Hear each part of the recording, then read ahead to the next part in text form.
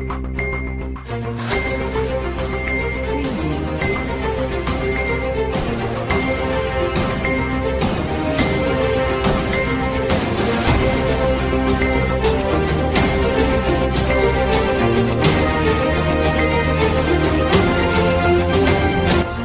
News Marathi.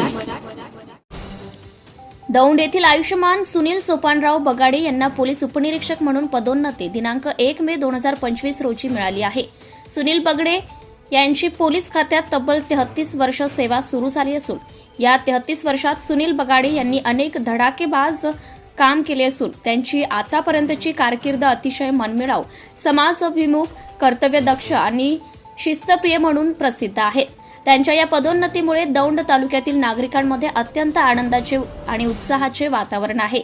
Daund येथील सामाजिक कार्यकर्ते आनंद बगाडे यांचे ते बंधू आहेत। सुनील बगाडे यांना पुढील वाटचालीसाठी रियल न्यूज परिवारातर्फे हार्दिक शुभेच्छा।